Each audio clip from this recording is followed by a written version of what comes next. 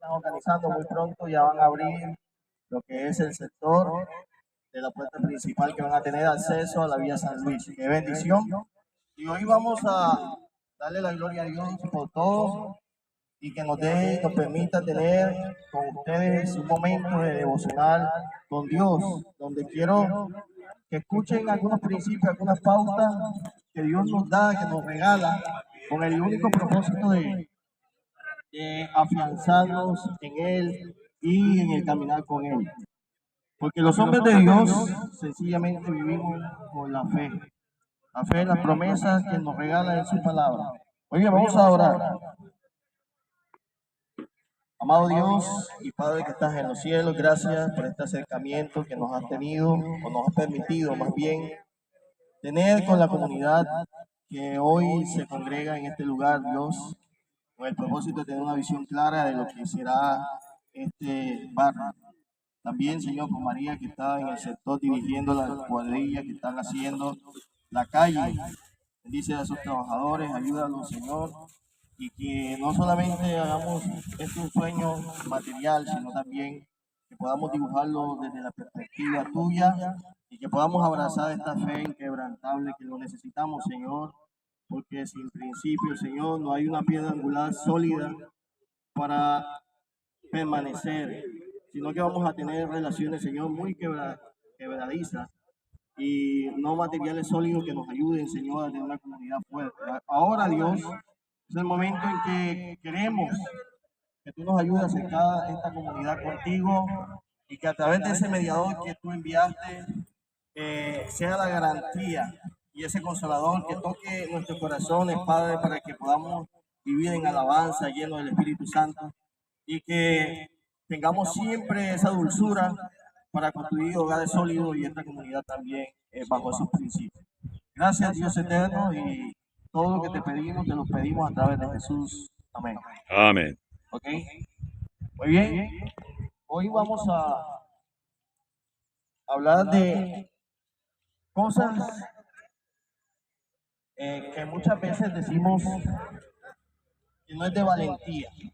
Pero hoy vamos a hablar que Dios nos ayuda a entender que a veces es necesario huir para ser valiente. En la jerga de nuestra sociedad, huir siempre es de cobarde. Sin embargo, hoy voy a mostrarles lo que decía un militar en formación de lo que es el ejército norteamericano, lo que es los Seagal. Y ellos dicen de que en ocasiones cuando el enemigo te sorprende y te duplica en cantidad de personas armadas y estás tú solo y te encuentras en una base, como a veces ha pasado en el interior del país, en zonas como el Caguán o zonas así muy rurales, donde a veces la guerrilla sorprende a nuestros militares en una base y ellos se encuentran totalmente desprotegidos y les cae lluvia o ráfaga de balas y se encuentran solamente cuatro y hay una emboscada de 60 guerrilleros. ¿Qué hay que hacer en esa ocasión? ¿Qué hay que hacer en ese momento? Decía este experimentado soldado, decía que no era momento de atacar, sino que es momento de esconderse para luego prepararse para una ofensiva.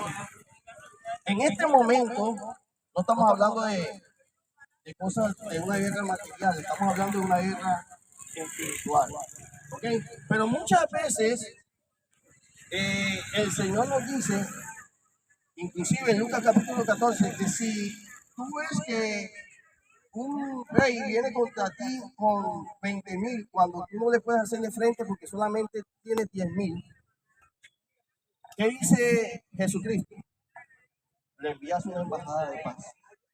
Muy bien, hoy quiero enseñarte la táctica de prudencia que un gran valiente de Dios utilizó en un momento dado. Y este fue David. David. David nos enseña lo que el Señor nos dice en 2 de Timoteo, capítulo 2, versículo 22, dice que debemos huir de las pasiones juveniles. ¿Por qué tenemos que huir de las pasiones juveniles? Porque si no, ellas nos atrapan y nos emboscan en una vida que es totalmente alejada de Dios. Porque si hay algo que debemos entender, y si no lo he entendido, entiéndalo, es que el placer del pecado nos engaña y nos seduce y es difícil salir de allí. Por eso el Señor dice que debemos huir. Para esto, traigo la vida de nada menos que el rey David en Primera de Samuel, capítulo 20. Adivine qué, el rey David era quien le tocaba el arpa a Saúl. Pero en una ocasión Saúl, lleno de envidia, lleno de sentimientos equivocados hacia David, porque había escuchado la canción que las chicas cantaban, las chicas de su pueblo, que cantaban de que como David había vencido a quién, a Goliat. ¿Y cuál era el cántico que le tenían a David?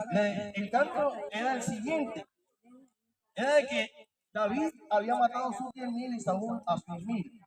Y ya la nación israelita estaba entendiendo que Dios había escogido a David como el futuro rey.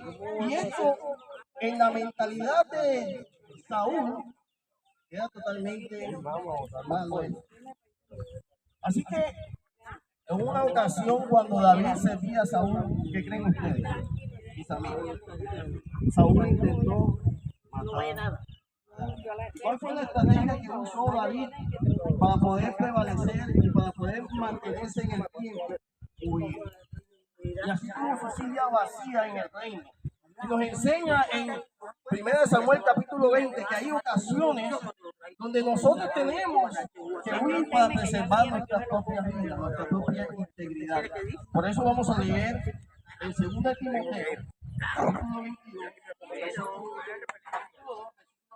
donde la escritura le enseña a los jóvenes y le enseña a la comunidad de Villamar qué es lo que debemos hacer muchas veces en la vida cuando la tentación se acerca, cuando el mal nos quiere arropar, cuando los malos pensamientos o las malas decisiones o las malas compañías te quieren invitar a que tú te sientes en la misma silla que ellos.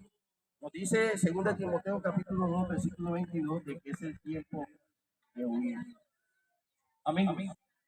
La Biblia en ningún momento nos dice que para usted probar valentía, usted tiene que estar cerca del pecado. Al contrario, la Biblia nos enseña que tú tienes que reconocer tu debilidad, tú tienes que reconocer aquello que te hace caer y no te estés cayendo. Por eso, en Proverbios capítulo 20, versículo 1, aquel que le gusta la bebida, que dice, no mires al vino. Porque cuando tú lo miras, y ese es tu deseo, y eso es lo que te encanta, dice, no lo mires, porque lo vas a hacer. ¿Qué crees que va a pasar con tu vida? Vas a ir y lo vas a probar, y luego su fin será un camino de muerte para ti. Y después va a ser más difícil salir. Por eso también te voy a regalar lo que dice 1 Corintios capítulo 6, versículo 18. Dice, huir de la fornicación. Y le voy a contar también una historia de un paladín de la fe que fue José. ¿Qué creen ustedes que hizo José cuando la mujer de su amo lo seducía? ¿Qué creen ustedes que hizo José? ¿Acaso la enfrentó y dijo, no, mujer, yo no siento nada por ti, yo me puedo quedar aquí junto a ti? ¿Qué le dijo José? ¿Qué hizo José cuando aquella mujer lo abrazaba y le decía, está conmigo? ¿Qué hizo? Yo sé que para muchos eso es cobardía. Yo sé que para muchos de ellos es un tonto. Pero José, ¿qué dijo? O uno golpeado, como decía mi amiga. Pero ¿qué dijo José? ¿Yo acaso voy a ser tan grande mal? José huyó. Pues sabía que si se quedaba ahí, como cualquiera de nosotros los hombres, caería. Por eso, mi amigo, yo he entendido en la vida de que yo ante el pecado no voy a estar cerca. Porque si hay algo que hay que respetar del enemigo y que muy bien sabe hacer Satanás, es que te hace resbalar.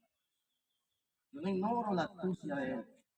Por eso el mejor principio para vencer, y que yo también le aconsejo a mi hijo, es estar cerca de la tentación. Lo mejor es uno estar, entre más lejos uno puede estar, y entre más uno pueda orar, Señor, líbrame del mal, mejor. ¿Ok? Ese es el principio que hoy vamos a hacer. Vamos a Mateo capítulo 6. Y en la oración del Padre nuestro, Jesús también nos enseña de que debemos orar pidiendo que el Señor no nos meta en tentación. Esa es la conclusión de este sermón. Vamos a pedirle a Dios que no nos meta en tentación, pero ¿qué hay que hacer para no caer en tentación? La Biblia nos dice en Mateo capítulo 26, versículo 41, de que debemos orar y velar para no entrar en qué? En tentación. Para no entrar en tentación. Si usted ora, mi amigo, si usted hace a Dios su principal piedra angular de su vida, su primer amor, y se entrega a la lectura de la palabra de tal manera de que la palabra de Dios se ponga en práctica en su casa y en su vida, Dios le va a ayudar a llevar una vida de santidad. Amén. Y usted va a adorar. Y el Espíritu Santo va a control de su vida. De lo contrario, no vamos a tener esa oportunidad de ser controlados por Dios y seremos más expuestos a la tentación. Eso es lo que dijo Jesús en el momento más difícil de su vida. De que hay que orar y velar, estar tranquilo. Así como cuando uno vela para que en su casa no entren el que va a robarse las cosas. Así también nosotros debemos cuidar nuestra alma. Estar vigilando como quien guarda su casa. ¿Vigilando qué? Con esto terminamos. ¿Vigilando qué? Los malos pensamientos. Decía un escritor de que nosotros no podemos impedir que a nuestra mente vengan malos pensamientos, pero sí podemos impedir que los pájaros no hagan nidos en nuestra cabeza. ¿Y qué decía él en cuanto a esto? Él lo que decía era de que es imposible que los malos pensamientos no pasen por tu mente, pero sí es posible que usted evite que se queden en su mente. Usted sí puede sacar los malos pensamientos. Entonces, velar es eso, no dejar que en nuestra vida lleguen esos malos pensamientos para quedarse. Una vez piensas mal, tú debes con la misma desalojarlo en tu mente. Porque así como uno piensa, así es. Porque Jesús decía que de los malos pensamientos viene nuestra caída. Por eso debemos pensar todo lo que es honesto, todo lo puro, todo lo justo, todo lo amable. Lo que decía Pablo en Filipenses capítulo 4, versículo 8. Todo lo de buen nombre. Si hay virtud alguna, si hay algo que es digno de alabar, entonces para que Dios te paz con nosotros. Amén. Así que esos son los principios de vida que hoy les regalo y que Dios les ofrece y en que mi prudencia he tenido que usar para poder vencer mi tentación. Y yo sé que en ustedes es igual, no sé cuál sea su debilidad, no sé cuál sea su tentación, pero hoy con estos principios usted puede lograr tener una vida más estable delante de Dios. Amén. Amén. Bueno, vamos a darle la gloria a Dios y vamos a pedirle a nuestro hermano Peter que nos